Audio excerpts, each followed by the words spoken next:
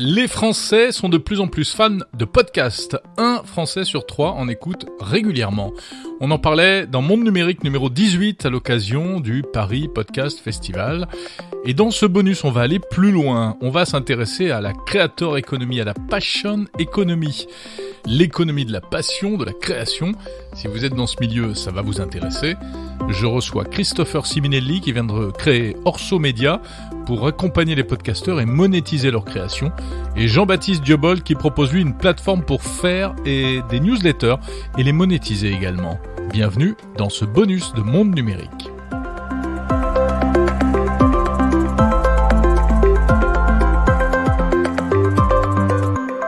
C'est le résultat d'un sondage CSA dont évidemment se félicitent tous ceux qui baignent dans l'écosystème. Plus de 30% des Français écoutent désormais des podcasts. Alors, il y a les podcasts des radios, ça c'est très connu, les replays radio, mais qui sont en fait des rediffusions d'émissions qui sont déjà passées à l'antenne, et surtout les podcasts natifs, c'est-à-dire diffusés uniquement en numérique. Comment expliquer cette évolution dans l'écoute des podcasts ? Eh bien, c'est la question qu'on va poser tout d'abord à un spécialiste du secteur. Et c'est quelqu'un que je connais bien parce que nous avons travaillé ensemble sur 01net, sur 01 TV, au sein du groupe Altis Media. Il a quitté récemment cette activité, comme moi j'ai quitté France Info, pour se lancer lui aussi dans le monde du podcast, mais lui côté monétisation et côté promotion des podcasts et des créateurs de podcasts.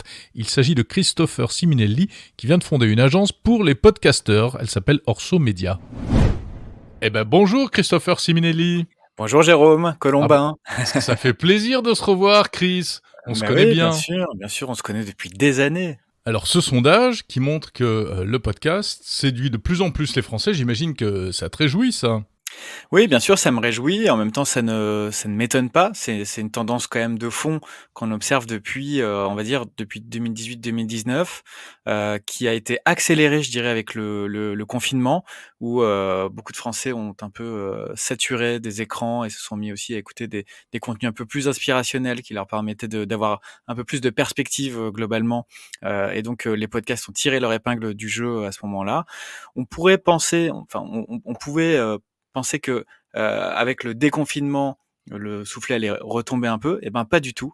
Les Français ont continué à écouter des podcasts et même à en écouter de plus en plus. Et c'est ce que démontre en fait et ce que confirme cette étude du CSA réalisée en amont du Paris Podcast Festival, effectivement. Alors, constatant ce phénomène, Christopher, tu as donc décidé de te lancer dans une nouvelle aventure autour du podcast. Tu t'es rapproché d'un podcasteur, mais alors qui cartonne, qui est Mathieu Stéphanie, du podcast Génération Do It Yourself. Et vous avez monté une agence qui s'appelle Orso Media. Est-ce que tu peux nous en parler un peu ? Oui, bien sûr. Alors, comme on l'a dit en introduction, Jérôme, on se connaît depuis des années. Moi, j'ai toujours évolué dans les médias traditionnels, donc dans les médias high-tech au départ. Et puis, plus récemment, j'ai dirigé BFM Business, donc la chaîne de télé, la radio, le digital. Et donc, j'étais toujours très attaché au modèle assez classique des médias. Et Mathieu Stéphanie, ça fait des années qu'on se connaît aussi. Je connaissais bien évidemment son podcast Génération Do It Yourself. Et puis, au tout début de l'année, on commence à discuter un peu tous les deux de tout ça, des podcasts, et il me donne ses chiffres. Donc non seulement ses chiffres d'audience, mais aussi les revenus qu'il arrive à générer avec son podcast. Et là, c'était juste hallucinant. J'avais pas vraiment conscience qu'il avait atteint des chiffres aussi astronomiques. Alors, on peut les donner les chiffres parce qu'en plus il les a donnés lui-même dans la presse écrite. C'est simple. Quand on en parlait au tout début de l'année, il était autour de 350 000 écoutes mensuelles. Là, il a fait un mois de rentrée en septembre à 570 000 écoutes, ce qui est juste hallucinant. Et moi, encore une fois, qui n'ai connu que des médias traditionnels, de me dire que lui tout seul dans son coin, en tout cas avec une équipe très très resserrée, il a réussi à atteindre une telle audience et j'ai trouvé ça complètement dingue. Alors que nous, c'est vrai que dans les médias traditionnels, on est habitué à avoir des grosses structures, des services marketing, une régie publicitaire, des gens qui te donnent des rapports d'audience, des responsables techniques pour te gérer l'hébergement, etc. Et là, c'est un univers totalement différent qui est en fait celui de la creator economy. Et ça, c'est un autre sujet. La creator economy, c'est quoi ? C'est une nouvelle façon de consommer les médias. C'est un nouveau mix de consommation médiatique qui est hyper mature aux États-Unis. C'est-à-dire qu'aux États-Unis, les gens consomment déjà un peu de télé, un peu de journaux en ligne essentiellement, et des créateurs. C'est quoi des créateurs ? Ce sont des individus, des particuliers qui ont, par leur profession, par leur expérience, qui se sont développés une légitimité sur des sujets, qui ont développé une expertise très spécifique, qui a une grande valeur ajoutée, et ils ont construit une communauté autour de cette expertise. Et ils ont ce talent de pouvoir animer cette communauté et de produire du contenu. Ce qui fait que ces créateurs, qui ne sont pas des journalistes, se constituent eux-mêmes médias. Et je trouve ça hyper intéressant en fait, parce que ça apporte une pluralité à l'information et ça nous permet de découvrir aussi d'autres horizons, d'autres points de vue, d'autres expertises.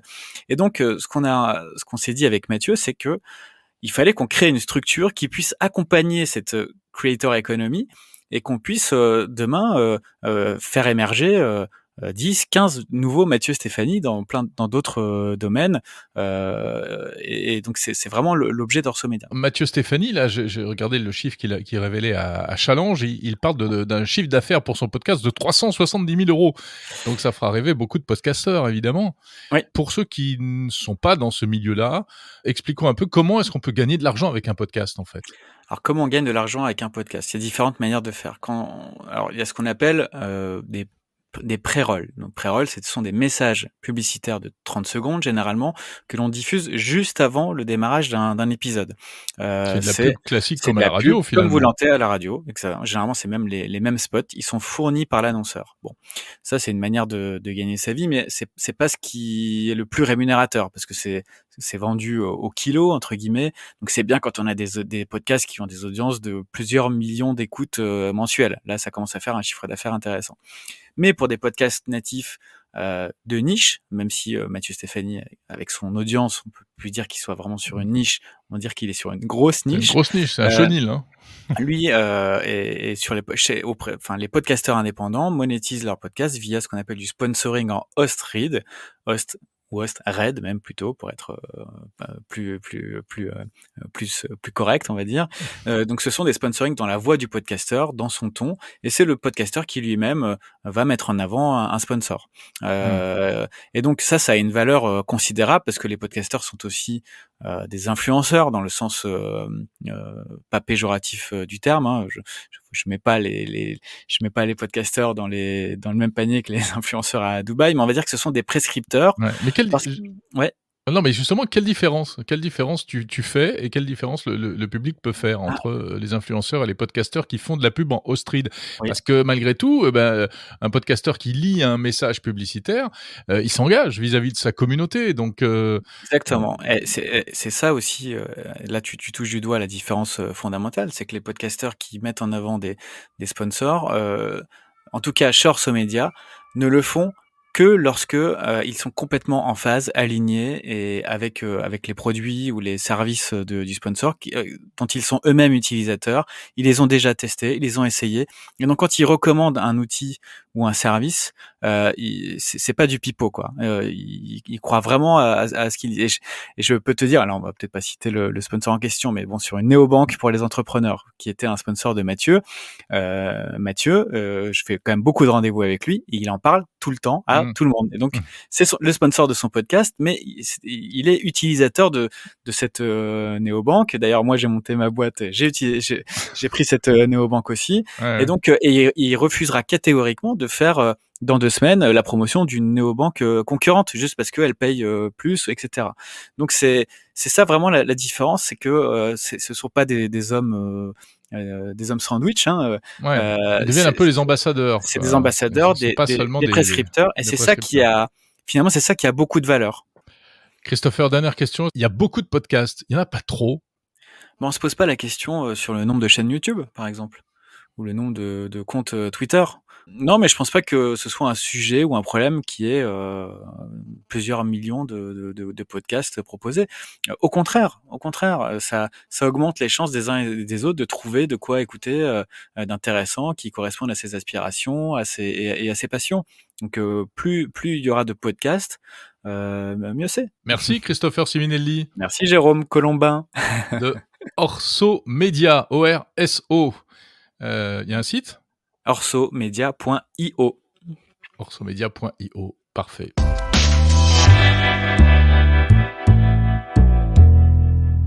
Voilà, Creator Economy, on parle aussi de Passion Economy. Eh bien, on va continuer à parler de ce sujet avec une autre facette. Il n'y a pas que le podcast, en fait, qui est en plein boom. Il y a également la newsletter. Encore un truc ancien, pourtant. La newsletter, ça existe depuis la nuit des temps d'Internet. Mais il y a actuellement une vraie transformation, un véritable engouement, car ça commence à intéresser un public de plus en plus large.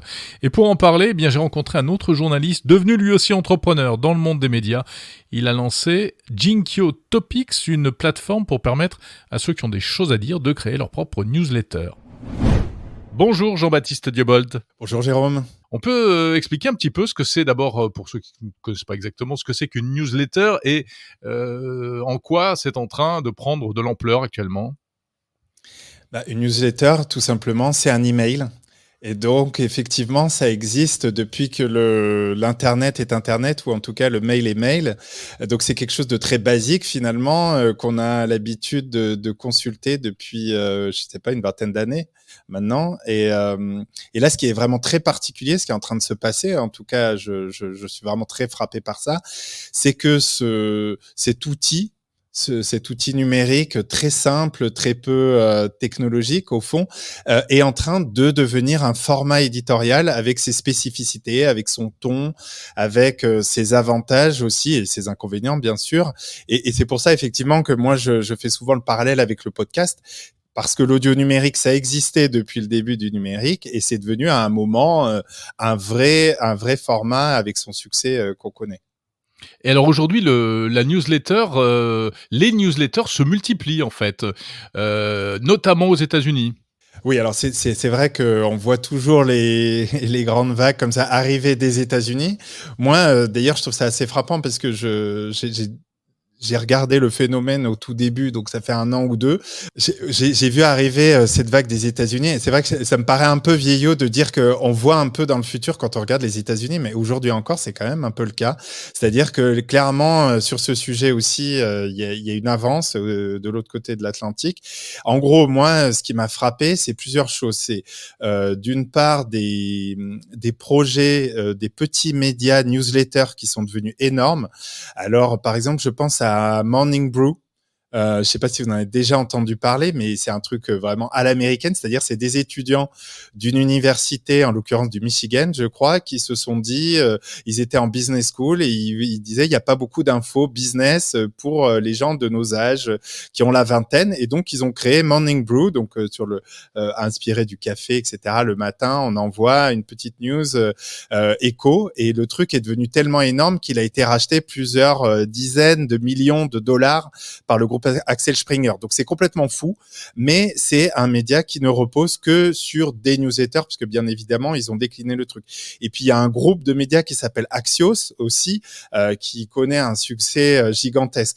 Donc ça, c'est vraiment quelque chose là qui est en train de se produire. Et puis aussi, à côté, il y a des newsletters qui sont créés par des journalistes indépendants, ou des auteurs, ou des experts indépendants, et qui ont commencé à prendre une ampleur. Et puis peut-être une toute dernière chose, c'est que voyant tout ce mouvement, les grands médias eux-mêmes, les New York Times et compagnie, se sont mis à avoir des stratégies hyper sophistiquées en termes de newsletters.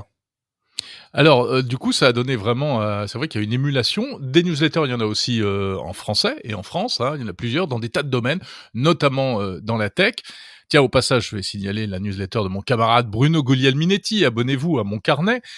Et pour cela, eh bien, il faut un public et puis il faut des outils techniques pour les journalistes ou les auteurs qui veulent se lancer là-dedans. Et c'est pour ça, Jean-Baptiste, que toi, tu as eu l'idée de créer une plateforme qui va offrir aux auteurs potentiels tous les outils pour fabriquer leur newsletter, en fait. Exactement. En gros, les outils, quand on est un grand média, etc., on peut recourir à des outils très sophistiqués de emailing, puis derrière d'analyse, d'envoi, puis des outils d'abonnement aussi qui permettent de gérer les inscriptions, les virements, etc. Nous, ce qu'on a voulu faire avec Jinkyo Topics, comme ça existe déjà un petit peu aux États-Unis, mais c'est un tout en un qui permet à quelqu'un qui n'est ni technophile ni riche de pouvoir se lancer en quelques minutes. C'est-à-dire, voilà, on crée son compte et on a un tout en un finalement qui est gratuit parce que nous, on se rémunère seulement si vous lancez une newsletter payante et à ce moment-là, nous, on prend une petite commission.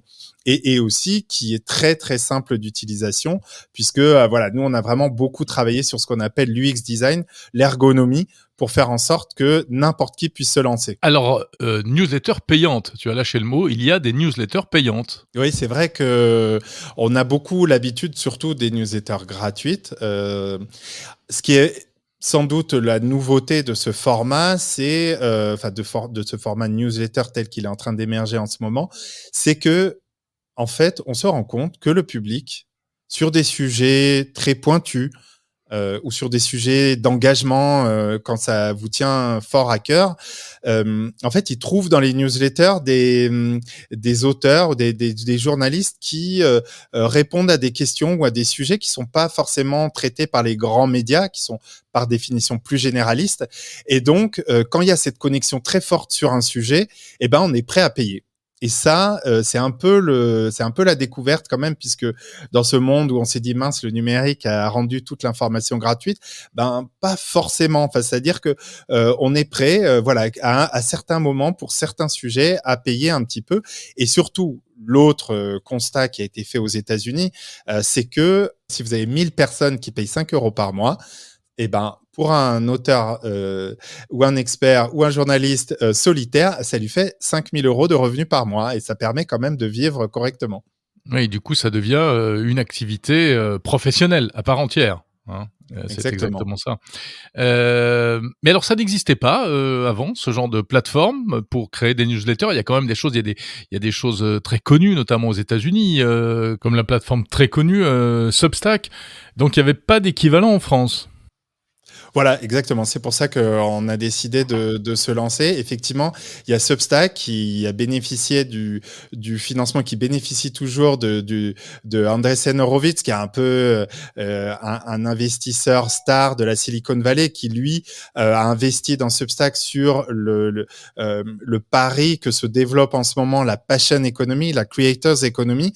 Et donc, effectivement, il y a ce modèle qui existe aux États-Unis. Alors, pourquoi on s'est dit que c'était intéressant d'avoir un acteur français, c'est que moi je crois, alors ça c'est vraiment une conviction de journaliste et de citoyen, c'est que la question de la souveraineté, alors peut-être il faudrait que je réfléchisse au mot puisque c'est peut-être un peu hard comme mot, mais la souveraineté de l'information pour moi a un sens et ça veut dire en tout cas que si on crée du contenu, si on crée de l'information sur des plateformes qui sont uniquement nord-américaines, un jour on se retrouve avec les sujets qu'on peut observer actuellement sur toutes les plateformes qui existent de médias sociaux, quoi. Et puis aussi parce que d'un point de vue d'utilisateur, je me dis que d'avoir des êtres humains qu'on peut contacter, c'est quand même un avantage qui n'est pas négligeable. C'est aussi voilà, à l'autre bout du spectre, il y avait d'un côté le côté un peu intello et là vraiment d'un côté très pragmatique.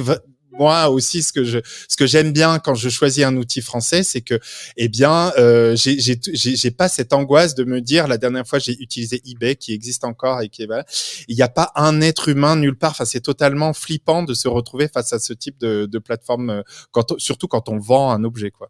Eh oui, c'est sûr, quand il n'y a plus du tout d'être humain, ça devient carrément flippant. Merci beaucoup, Jean-Baptiste Diebold. Merci, Jérôme. De Jinkyo Topics.